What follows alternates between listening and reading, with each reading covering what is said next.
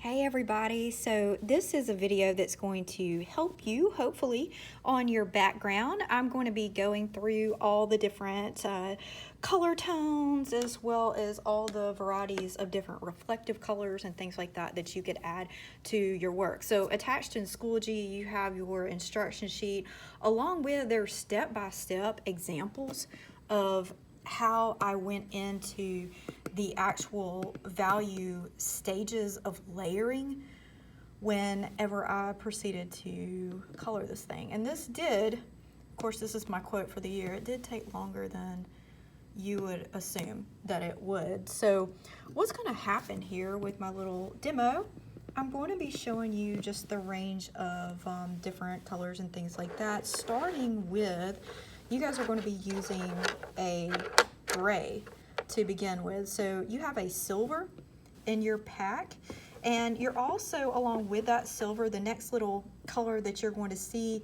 is ginger root. If you have a ginger root in your pack, you're going to be using that. If you don't have a ginger root, you can substitute that with cream. But I actually use all three initially. So on my first layer, I used that. My second layer, I actually used brown. My third layer, I'm using blues, and with all of this, it ends up looking like a really nice gray. So you're not going to be using black at all on these shadows. The next one is more of colors, reflective colors that you see, or additional colors that you might see just in the shadows. So in general, your shadows are going to contain, I would assume, a little bit of purple in it. Now my shadows and around my shadows contain these colors just because of the colors of my objects. So anyway, what's going to happen here, I'm going to, well, I'll probably refer back to this, but I've got here, I don't know if y'all can see this too well. Yeah, but I've got my little pitcher, like my little spout right here, and then I've got the little reflection coming off of my spout right there. And I'm gonna try to value shade a little bit of it and see how we go here. So the first thing that we're going to do is we're going to start off with our silver. And let's see here. Get my kneaded eraser. So you're going to need an eraser. If you have a kneaded eraser, that would be great. If you don't, you can use just an art eraser, but you're going to end up with this. Okay, and you can fade what you actually did in your pencil. You don't have to take it out, but if it's a little bit dark, if you feel like it's going to interfere with what you're doing, I would definitely fade that out. So the way that you're going to go about this is you can do cross hatching like up and down, and I'm just going in the direction like my surface is going up and down this way, and then it's going sideways this way.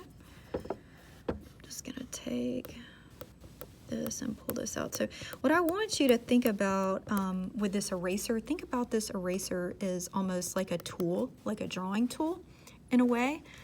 So it is, you know, it is used to eliminate things, but it's also used as a drawing tool.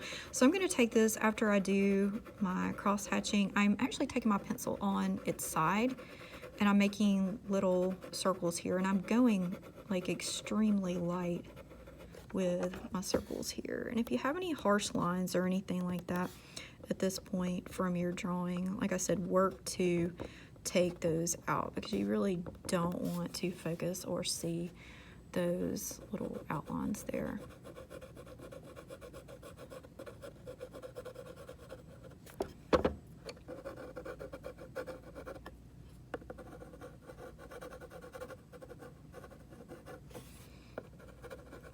Usually I finish things out just with like a little circular thing.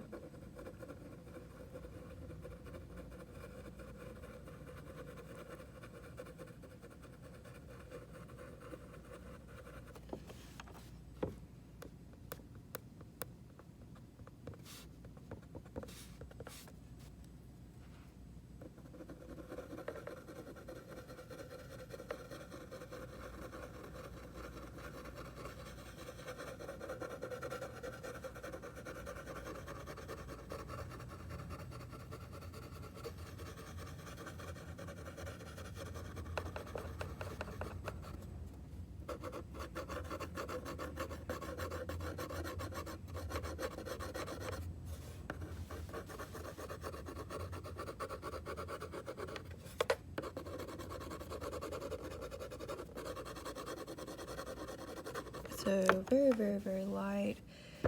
You can fade some areas with your eraser that are not as extreme as others. If you need to work on your shape, just make sure you're observing your photo as you go. You're looking back and forth and all the things.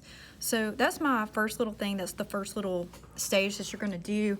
And then I'm going to start to add my ginger root as well as my cream.